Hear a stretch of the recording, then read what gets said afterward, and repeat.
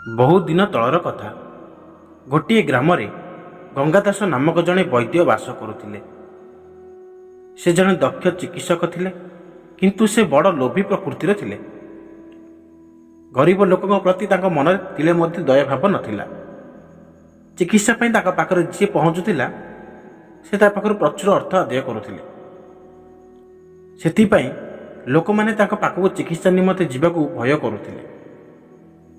କିନ୍ତୁ ସେହି ଗ୍ରାମର 20ରୁ 25 କୋଶ ଦୂରତା ମଧ୍ୟରେ ଆଉ କେହି ବୈଦ୍ୟ ନଥିଲେ। ଏଣୁ ସେଠିକା ଲୋକମାନେ ନିରୁପାୟ ଥିଲେ। ସେହି ଗ୍ରାମରେ ରାମଦାସ ନାମକ ଜଣେ ଧନୀ ଲୋକ ରହୁଥିଲେ। ସେ ଖୁବ୍ ଦୟାଳୁ ଥିଲେ। ସେ ନିଜର ସାଧ୍ୟ ମତେ ଅନ୍ୟକୁ ସାହାଯ୍ୟ କରୁଥିଲେ।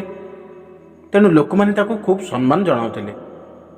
କିନ୍ତୁ ତାଙ୍କର ସୁନାମ ପ୍ରତି ଗଙ୍ଗାଦାସ ଭାରି ଈର୍ଷାନ୍ୱିତ ଥିଲେ। ସେ ଭାବୁଥିଲେ ରାମଦାସ ଯୋଗୁଁ ତାଙ୍କର ସମ୍ମାନ ହାନି ହେଉଛି।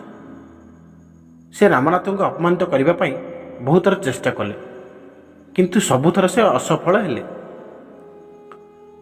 କିନ୍ତୁ ଥରେ ଗଙ୍ଗାଦାସଙ୍କୁ ଗୋଟିଏ ଭଲ ମୌକା ମିଳିଲା। ରାମଦାସଙ୍କର ଏକମାତ୍ର ପୁତ୍ର ଅଚାନକ ବେମାରରେ ପଡ଼ିଲା। ପିଲାର ଅବସ୍ଥା ସଙ୍କଟାପନ୍ନ ଥିଲା।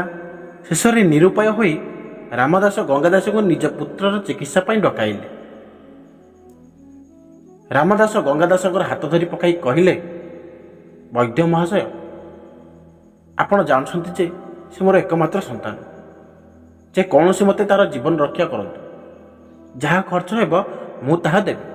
ତାଙ୍କ କଥା ଶୁଣି ଗଙ୍ଗାଦାସ କୃତ୍ରିମ ସହାନୁଭୂତି ଦେଖାଇ କହିଲା, ରାମଦାସ ବାବୁ, ଆପଣ ବ୍ୟସ୍ତ ହୁଅନ୍ତୁ ନାହିଁ। ମୁଁ ଆପଣଙ୍କ ସ୍ୱଭାବ ଭଲ ଭାବେ ଜାଣିଛି। ତେଣୁ ମୁଁ ସବୁ ପ୍ରକାର ଚେଷ୍ଟା କରିବି। ପୁଅର ଚିକିତ୍ସା ପାଇଁ ମହାଘୃତ ବା 111 ବର୍ଷ ତଳର ପୁରୁଣା ଘିଅ ଦରକାର, କିମ୍ବା ସ୍ୱର୍ଣ୍ଣଶ୍ୟାମ ପ୍ରସ୍ତୁତ କରିବାକୁ ହେବ। ସେଥିପାଇଁ 100 ଭରି ସୁନା ଦରକାର। ବୈଦ୍ୟଙ୍କ ମୁଖରୁ ଏପରି କଥା ଶୁଣି ରାମଦାସଙ୍କର ଛାତି ହଠାତ୍ ଥରି ଉଠିଲା।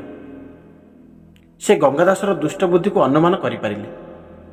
ତଥାପି ବିନୟ ହୋଇ ତାଙ୍କୁ କହିଲେ, ମହାଶୟ, ମୁଁ ମୋର ସବୁ ସମ୍ପତ୍ତି ବିକ୍ରି କରିଦେଲେ ମଧ୍ୟ ଏତେ ସୁନା ଯୋଗାଡ଼ କରିପାରିବି ନାହିଁ।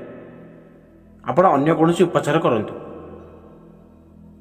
ଗଙ୍ଗାଦାସ ନିର୍ଲିପ୍ତ ଭାବେ କହିଲେ, ଏହି ବେମାରୀର ଅନ୍ୟ କୌଣସି ଚିକିତ୍ସା ନାହିଁ। ଦେଖନ୍ତୁ, ଆପଣଙ୍କ ଇଚ୍ଛା। ଆପଣ କ'ଣ ପାଖରେ ରଖିବାକୁ ଚାହୁଁଛନ୍ତି?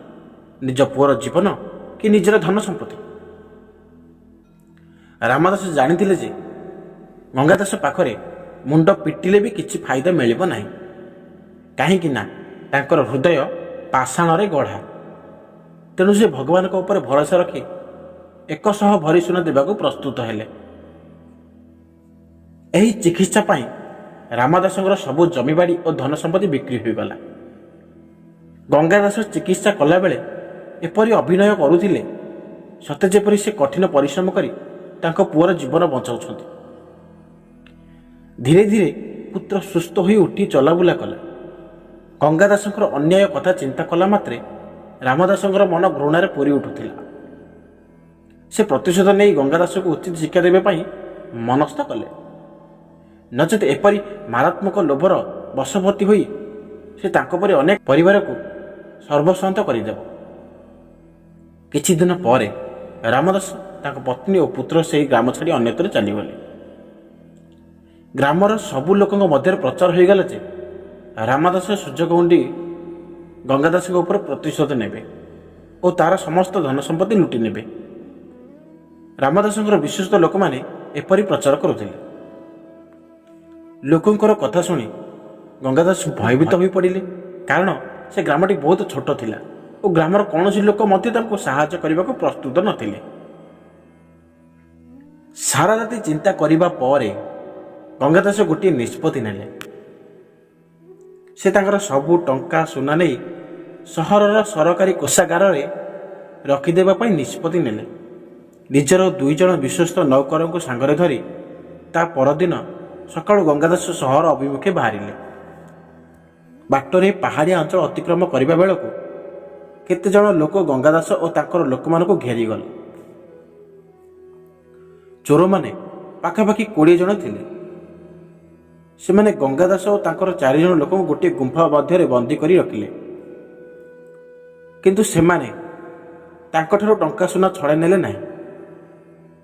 ଗଙ୍ଗାଦାସଙ୍କୁ ଏହି ଘଟଣା ବଡ଼ ବିସ୍ମିତ କଲା ଓ ସେ ଜଣେ ଚୋରକୁ ପାଖକୁ ଡାକି କହିଲେ, ଭାଇ, ମୋ ପାଖରେ ଅଳ୍ପ କିଛି ଟଙ୍କା ଅଛି, ସେତିକି ନେଇ ମୋତେ ଛାଡ଼ିଦିଅ। ଚୋର ଉତ୍ତର ଦେଲା, ଆମ ନେତାଙ୍କ ଆଦେଶ ଅନୁସାରେ ସବୁ ହେବ। ଗଙ୍ଗାଦାସ ପଚାରିଲେ, ଆଚ୍ଛା, ତାହେଲେ ଏପରି କଥା, ତେବେ ମୋତେ ଖାଇବାକୁ ପିଇବାକୁ ଦେବ କି ନାହିଁ, ନା ଭୋକରେ ମାରିଦେବ? ଚୋର ବେଖାତିର ଢଙ୍ଗରେ ଉତ୍ତର ଦେଲା, ଆପଣଙ୍କର ଟଙ୍କା ବଦଳରେ ଆପଣଙ୍କୁ ସବୁ ମିଳିପାରିବ। ଗଙ୍ଗାଦାସ ଜାଣିବାକୁ ଚାହିଁଲେ, କେତେ ଟଙ୍କା? ଚୋର ଜଣାଇଲା, ଖାଇବା ପାଇଁ 1,00,000 ଟଙ୍କା ଓ ପାଣି ପିଇବା ପାଇଁ 50,000 ଟଙ୍କା। ଏକଥା ଶୁଣିବା ମାତ୍ରେ ଗଙ୍ଗାଦାସ ଅଚାନକ ଚମକି ପଡ଼ିଲେ। ତାପରେ ସେ କ୍ରୋଧରେ ଚିତ୍କାର କଲେ, ଖାଇବା ପାଇଁ 1,00,000 ଟଙ୍କା? ଏହା ତ ଘୋର ଅନ୍ୟାୟ, ମୋ ପ୍ରତି ଅବିଚାର କରୁଛ। ଚୋର ନିର୍ଲିପ୍ତ ଭାବେ ଜଣାଇଦେଲେ, ମୁଁ ଜାଣେନି ଏହା ନ୍ୟାୟ କି ଅନ୍ୟାୟ, ବାସ୍ ମୁଁ ଖାଦ୍ୟର ମୂଲ୍ୟ ଜଣାଇଦେଲି। ଆପଣଙ୍କର ମର୍ଜି, ଆପଣ ଖାଦ୍ୟ ଚାହାନ୍ତି କି ଟଙ୍କା ସୁନା? ଗଙ୍ଗାଦାସ ବିନା ଖାଇବା ପିଇବାରେ 2 ଦିନ କଟାଇଦେଲେ। ତାଙ୍କର ମନ ହେଲା ରାମଦାସଙ୍କ ପ୍ରତି ସେ ଅନ୍ୟାୟ କରିଛନ୍ତି। ତାହାରି ଫଳସ୍ୱରୂପ ଆଜି ତାଙ୍କୁ ଏପରି ଦଣ୍ଡ ମିଳୁଛି। କ୍ରମେ ସେ ଭୋକରେ ଆଉଟୁ ପାଉଟୁ ହେଲେ। ତାଙ୍କ ଆଖିକୁ ସବୁ ଅନ୍ଧାର ଦିଶିଲା। ଖାଦ୍ୟ ଜଳ ବିନା ସେ ମୃତ୍ୟୁବରଣ କଲେ ସବୁ ଧନ ସମ୍ପତ୍ତି ଚୋରଙ୍କ ହାତକୁ ସହଜରେ ଚାଲିଯିବ। ତେଣୁ ଅନ୍ତତଃ କିଛି ଖାଇ ପିଇ ଜୀବନ ବଞ୍ଚାଇବାକୁ ପଡ଼ିବ। ସେ ଚୋରଙ୍କୁ ଡକାଇ ଟଙ୍କା ବଦଳରେ ଖାଦ୍ୟ ଦେବା ପାଇଁ ନିଜର ସ୍ୱୀକୃତି ଜଣାଇଦେଲେ। 2 ସପ୍ତାହ ପୂର୍ଣ୍ଣ ହେବା ବେଳକୁ ଗଙ୍ଗାଦାସଙ୍କର ସବୁ ଟଙ୍କା ଓ ସୁନା ସମାପ୍ତ ହୋଇଗଲା। ତାପରେ ସେ ଖାଇବେ କ'ଣ, ଏହା ଭାବି ସେ ଦୁଃଖରେ ଭାଙ୍ଗି ପଡ଼ିଲେ। ତେଣୁ ସେ ଚୋରଙ୍କ ସର୍ଦ୍ଦାରଙ୍କୁ ଡକାଇ ତାକୁ ବିନତି କରିବାକୁ ସ୍ଥିର କଲେ। ମାତ୍ର ଚୋରଙ୍କ ସର୍ଦ୍ଦାର ପାଖକୁ ଆସି ଗଙ୍ଗାଦାସଙ୍କୁ ପ୍ରଣାମ ଜଣାଇ କହିଲା, ଆପଣ ଯେତେବେଳେ ରାମଦାସର ଧନ ସମ୍ପତ୍ତି ଅକ୍ତିଆର କରୁଥିଲେ, ଗ୍ରାମବାସୀମାନଙ୍କୁ ଶୋଷଣ କରୁଥିଲେ, ସେତେବେଳେ ସେମାନଙ୍କୁ ମଧ୍ୟ ଏପରି ଦୁଃଖ ଭୋଗିବାକୁ ପଡ଼ିଥିବ। ଆପଣ ଏବେ ସେମାନଙ୍କର ଅବସ୍ଥା କଳ୍ପନା କରିପାରୁଛନ୍ତି କି ନାହିଁ? ଗଙ୍ଗାଦାସକୁ ସେ ଚୋର ସର୍ଦ୍ଦାରର କଣ୍ଠସ୍ୱର ଚିର ପରିଚିତ ମନେ ହେଲା। ସେ କହିଲେ, ରାମଦାସ, ମୋତେ କ୍ଷମା କର। ଧନର ଲୋଭ ସେତେବେଳେ ମୋତେ ଅନ୍ଧ କରିଦେଇଥିଲା। ସେହି ଲୋଭରେ ପଡ଼ି ମୁଁ ତୁମର ସର୍ବସ୍ୱ ଲୁଟି ନେଲି। ବୈଦ୍ୟ ଧର୍ମର ବିପରୀତ କର୍ମ କରି ରୋଗୀମାନଙ୍କର ଅସହାୟତାରୁ ଫାଇଦା ଉଠାଇଲି। ଆଜି ତୁମେ ମୋର ଆଖି ଖୋଲିଦେଲ। ଏବେ ମୁଁ ବୁଝିପାରୁଛି ଯେ ମୁଁ ମୋ ଜୀବନରେ କେତେ ଅପରାଧ କରିସାରିଛି। ଏପରି କହି ଗଙ୍ଗାଦାସ ଉଚ୍ଚ ସ୍ୱରରେ କାନ୍ଦିବାକୁ ଲାଗିଲେ। ରାମଦାସ ଗଙ୍ଗାଦାସଙ୍କୁ ଆଶ୍ୱାସନା ଦେଇ ଗ୍ରାମକୁ ଫେରାଇ ନେଲେ। ଏହା ପରଠାରୁ ଗଙ୍ଗାଦାସଙ୍କର ସ୍ୱଭାବ ସମ୍ପୂର୍ଣ୍ଣ ରୂପେ ବଦଳିଗଲା।